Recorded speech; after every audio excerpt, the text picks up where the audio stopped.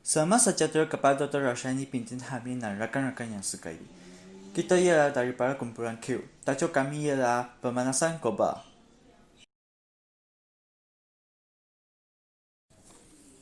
Sekarang saya akan memperkenalkan adik-adik kumpulan. Pertama ialah saya Tan Sun Jing, matrik nombor 270937. Kedua ialah Ji Hui Yi, 270849. Ketiga ialah Sun Qing Hui, 272127. Keempat ialah Lim Zheng Chong, 271659. Kelima ialah Yong Su Qi, 270951. Titik utama dalam presentation ini ialah pengenalan, teori geografi, faktor, kesan, langkah, dan kesimpulan.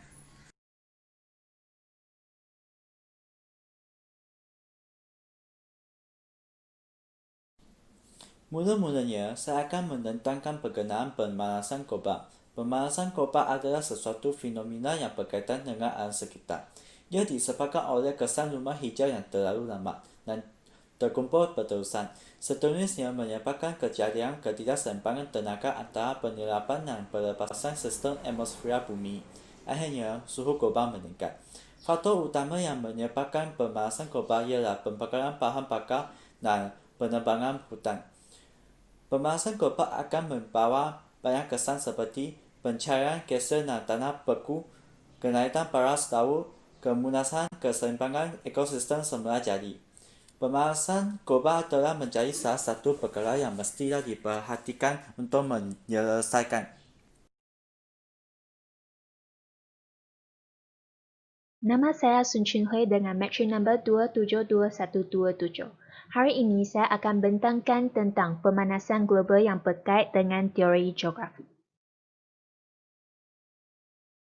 Pemanasan global merupakan sesuatu fenomena yang menunjukkan peningkatan purata suhu di atas permukaan bumi.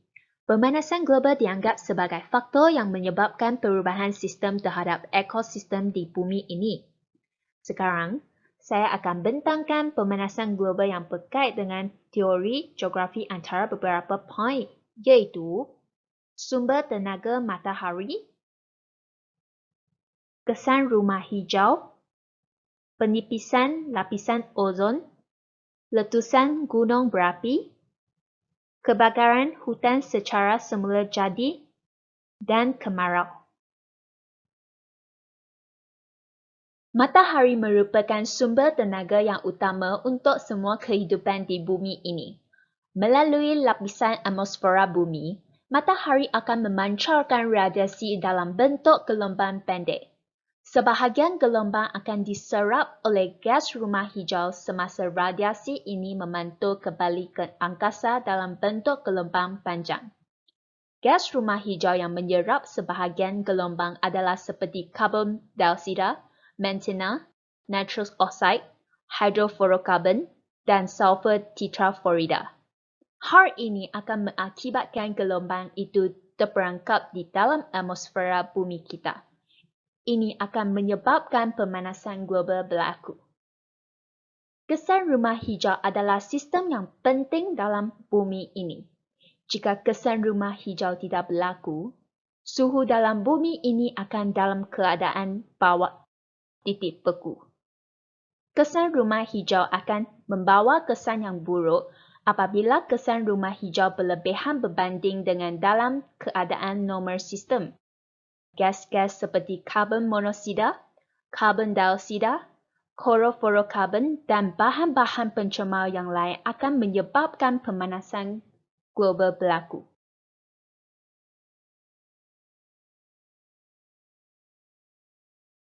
Penipisan lapisan ozon juga faktor penting yang mengakibatkan fenomena pemanasan global berlaku. Lapisan ozon adalah penting supaya hidupan di bumi dapat dilindungi daripada kesan buruk sinaran UV.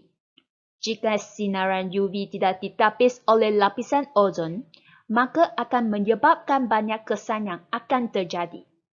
Klorofluorokarbon merupakan punca yang terbesar yang menyebabkan lapisan ozon semakin nipis. Apabila lapisan ozon dimusnahkan, lapisan ozon akan semakin nipis. Hal ini akan menjadikan lubang ozon. Masalah ini akan menyebabkan suhu bumi semakin meningkat dengan terus. Jadi, pemanasan global akan berlaku. Letusan gunung berapi akan mengeluarkan asap dan debu yang akan mengakibatkan gas rumah hijau dibebaskan seperti karbon dioksida, karbon monoksida dan sebagainya. Gas-gas yang dibebaskan ini akan menyebabkan pemanasan global berlaku. Bukan itu sahaja, letusan gunung berapi juga akan menyebabkan suhu bumi meningkat. Masalah ini akan menyebabkan pemanasan global berlaku. Sekarang, marilah kita bincang tentang kebakaran hutan secara semula jadi dan kemarau. Kebakaran hutan secara semula jadi adalah disebabkan oleh cuaca yang panas. Oleh itu, suhu dunia bumi kita akan semakin meningkat. Kebakaran hutan secara semula jadi akan mengakibatkan gas karbon dioksida, gas karbon monoksida, dan gas lain terapung di udaranya. Gas-gas ini akan mencemarkan udara serta meningkatkan suhu bumi kita dan juga akan menyebabkan pemanasan global berlaku. Pemanasan global juga akan menyebabkan fenomena kemarau. Kemarau merupakan sesuatu fenomena yang kekurangan air. Fenomena ini akan terjadi disebabkan kadar hujan yang diterima semakin kurang. Perubahan iklim yang akan mengurangkan kadar hujan. Udara juga menjadi kering dan peningkatan suhu akan mengakibatkan cuaca semakin panas. Peningkatan suhu akibat daripada fenomena pemanasan global.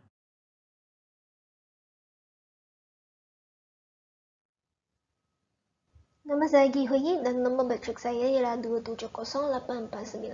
Sekarang saya akan bincangkan tentang beberapa faktor pemanasan global. Di Malaysia, pembakaran bahan bakar fosil untuk menjanakan elektrik telah menjadi sumber pencemaran haba terbesar. Sebanyak 38% penjanaan elektrik global bergantung secara langsung pada arang batu. Sementara pergantungan Malaysia lebih tinggi, iaitu merangkumi 50.6% arang batu yang dibakar untuk menjana elektrik pada tahun 2017. Pembakaran bahan bakar fosil untuk menjanakan elektrik telah menyumbang kepada pemanasan global dengan pelepasan karbon dioksida. Selain itu, penebangan hutan yang tidak terkawal menjadi salah satu punca berlakunya pemanasan global. Penerokaan hutan untuk mendapatkan kayu sebagai bahan binaan serta bahan bakar telah meningkatkan krisis pemanasan global. Hutan berfungsi sebagai penyerap karbon dan merupakan kaedah berharga untuk mengatasi isu pemanasan global. Namun, manusia menggunakan kawasan hutan yang luas untuk pertanian, pembangunan bandar dan infrastruktur atau menjual produk pokok seperti kayu dan minyak sawit. Selain daripada penebangan hutan, pembakaran hutan dan kebakaran hutan semula jadi turut menjadi salah satu penyebab pemanasan global. Sebagai contoh, pihak yang tidak bertanggungjawab melakukan aktiviti pembakaran terbuka semasa meroka hutan dan pertanian pindah serta menggunakan kawasan yang dibakar untuk menjadikan baja organik bagi sektor pertanian. Pada bulan Ogos 2019, Amazon mengalami kebakaran yang amat serius dan hal ini telah mencetuskan kebimbangan antarabangsa kerana Amazon sering dikenali sebagai paru-paru bumi. Tambahan pula, sektor pertanian yang merangkumi perladangan, peternakan dan penanaman juga menyumbang kepada pemanasan global. Peternakan haiwan seperti kambing dan lembu akan menghasilkan gas metanol, gas rumah hijau dalam kuantiti yang banyak. Sebilangan baja yang digunakan oleh petani juga melepaskan nitrat oksida yang merupakan salah satu gas rumah hijau.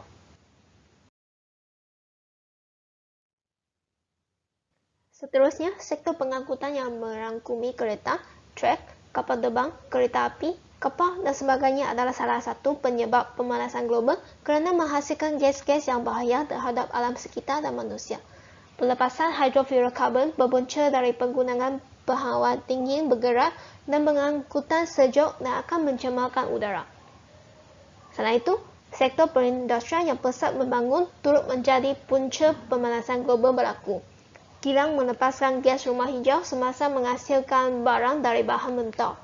Gas-gas berbahaya seperti sulfur dioksida dan karbon monoksida yang dilepaskan oleh kilang telah menyebabkan pencemaran udara dan seterusnya meningkatkan suhu bumi.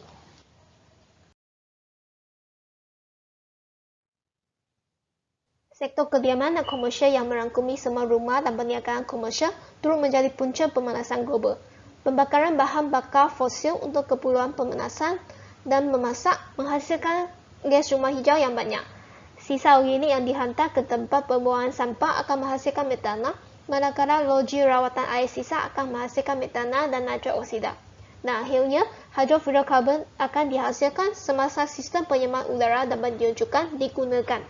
Nama Suci, matric number 270951. Saya akan membincangkan tentang kesan pemanasan global. Secara keseluruhan, kita akan menganalisis kesan ini melalui 4 aspek, iaitu manusia, haiwan dan tumbuhan, persekitaran, dan iklim. Bagi aspek manusia, kesihatan manusia akan terancam. Antara dua penyakit utama yang akan dihadapi oleh manusia ialah penyakit jangkitan serangga dan penyakit respirasi. Apabila suhu meningkat, serangga akan membiak dalam kuantiti yang lebih tinggi. Serangga juga mampu bergerak ke altitude yang lebih tinggi. Kesannya, penyakit disebabkan serangga seperti malaria dan West Nile virus yang kedua-duanya akibat oleh nyamuk akan menjadi lebih gelap.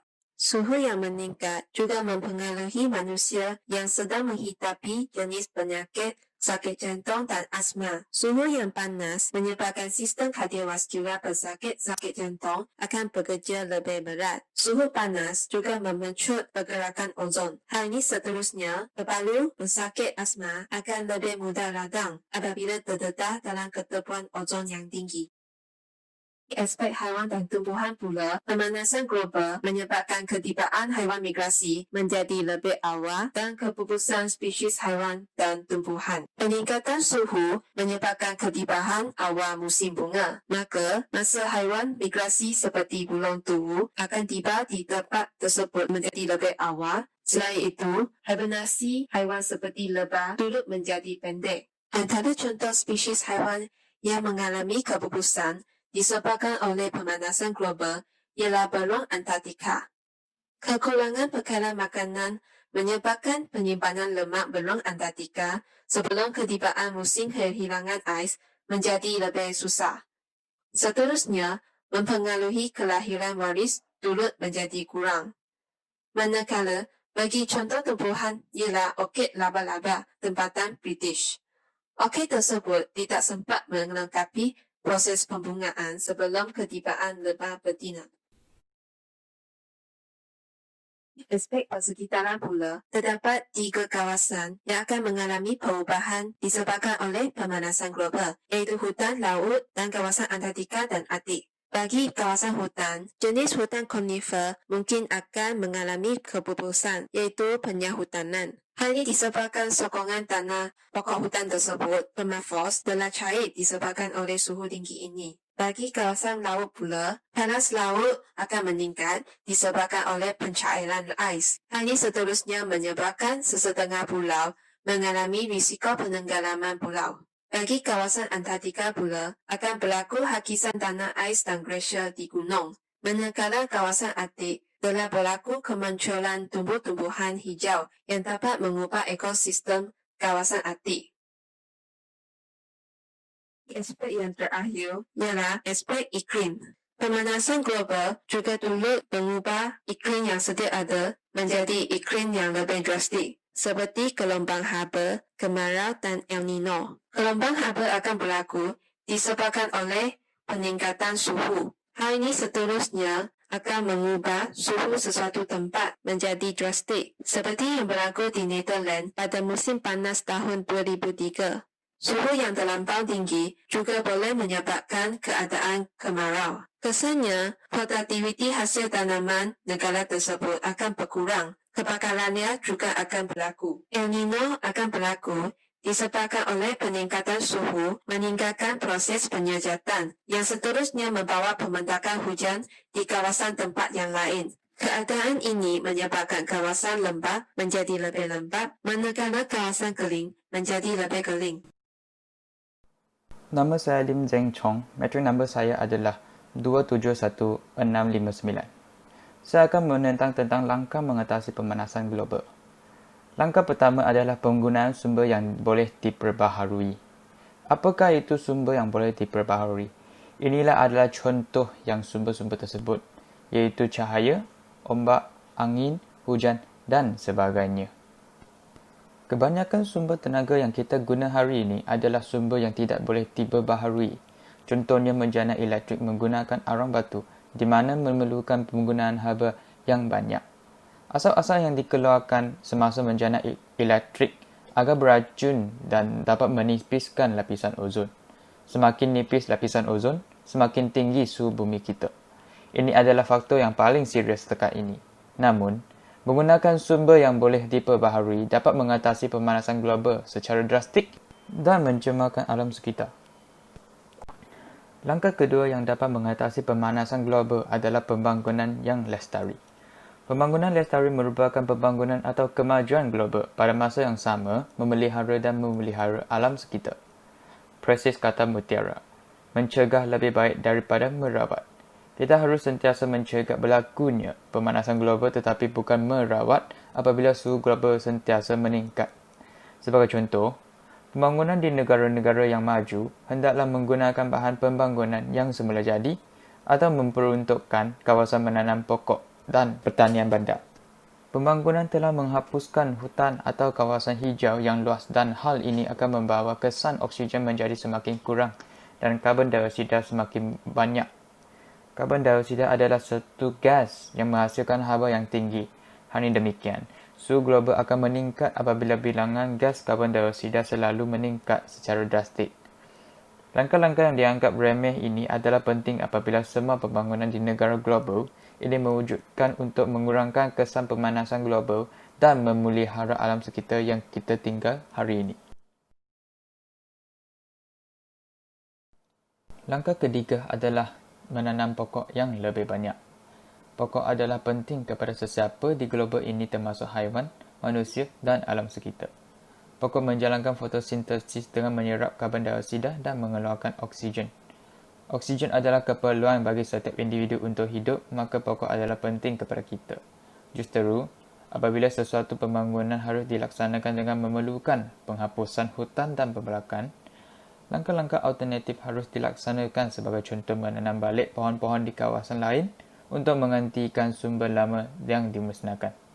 Oleh itu, pembangunan negara akan maju pada masa yang sama, kawasan sumber alam juga dapat dipelihara.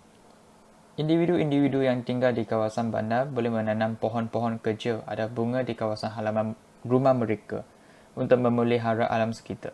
Ini juga satu langkah yang remeh tapi ia akan mengubah situasi yang kita hadapi hari ini. Berkata pepatah, sedikit-sedikit lama-lama jadi bukit. Satu orang menanam satu pohon, 100 orang dapat memelihara 100 pohon. Ini adalah langkah yang efektif dengan tindakan yang sangat mudah. Di samping itu, setiap individu harus mengamalkan sikap kitar semula. Contoh sikap kitar semula adalah 3R, iaitu reduce, reuse dan recycle.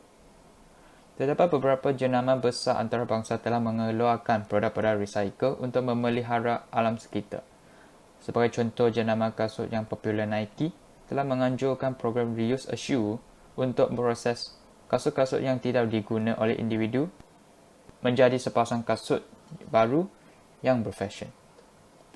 Melentur buluh biarlah dari rebungnya. Individu-individu harus mengamalkan sikap kita semula sejak kecil untuk memelihara dan memelihara alam sekitar.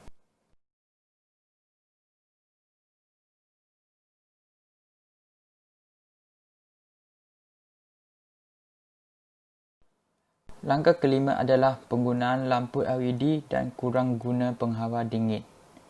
Lampu LED menggunakan elektrik yang kurang berbanding dengan lampu pijar konvensional sebanyak 80% kekurangannya. Lampu LED juga lebih murah dan dapat digunakan dengan jangka masa yang lama. Penghawa dingin telah menjadi alat keperluan bagi setiap individu. Setiap rumah mempunyai sekurang-kurangnya sebuah penghawa dingin, tetapi masyarakat tidak tahu penggunaan hawa dingin akan lebih memperburuk alam sekitar. Penghawa dingin akan mengeluarkan satu gas yang bernama hydrofluorokarbon yang lebih bahaya berbanding dengan karbon dioksida. Selain itu, penghawa dingin juga menggunakan elektrik yang lebih kuat dan ini bermaksud lebih banyak arang batu dibakar untuk mengeluarkan permintaan elektrik yang mencukupi. Oleh itu, kurang menggunakan penghawa dingin adalah satu langkah yang efektif untuk mengatasi pemanasan global. Akhir sekali merupakan penggunaan kenderaan hemat bahan bakar. Kenderaan hemat bahan bakar merupakan kenderaan yang menggunakan petrol pada masa yang sama, juga menggunakan tenaga solar. Pada masa kini, lebih banyak jenis kenderaan hemat bahan bakar telah dikeluarkan ke pasaran, tetapi permintaannya hanya sedikit kerana harga adalah lebih tinggi berbanding dengan kereta biasa. Semakin canggih teknologi, semakin tinggi kos pengeluarannya. Hal ini demikian, pengguna-pengguna memilih untuk membeli kereta biasa dengan harga yang lebih rendah. Berkongsi kereta juga adalah satu langkah yang dapat mengatasi pemanasan global. Kebanyakan individu yang telah bekerja mempunyai kenderaan sendiri termasuk motosikal atau kereta. Kenderaan ini akan mengeluarkan sisa-sisa toksik yang telah berbincang awalnya. Dengan mencegah hal ini, individu boleh lebih banyak menggunakan angkutan awam seperti bas awam, MRT, LRT dan sebagainya. Ia dapat mengurangkan sisa dikeluarkan secara berleluasa dan alam sekitar dapat dikawal.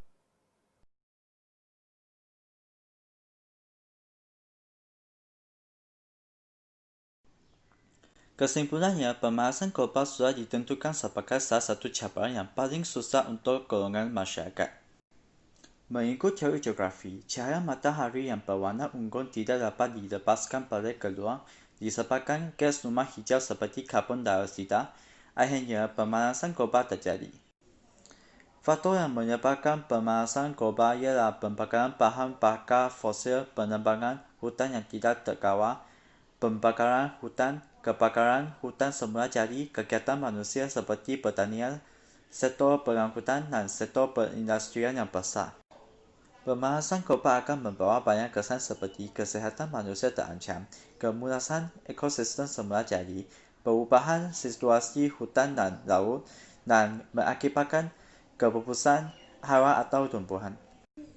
Untuk mengatasi pemanasan global, kita boleh menggunakan sumber yang dapat diperbaharui, pembangunan yang lestari, menanam pokok dengan lebih banyak, mengamal sikap kita semula, mengurangkan penggunaan alat elektrik yang menggunakan tenaga yang banyak, seperti penghawa dingin, dan penggunaan kenderaan hemat bahan bakar. Sekian, terima kasih.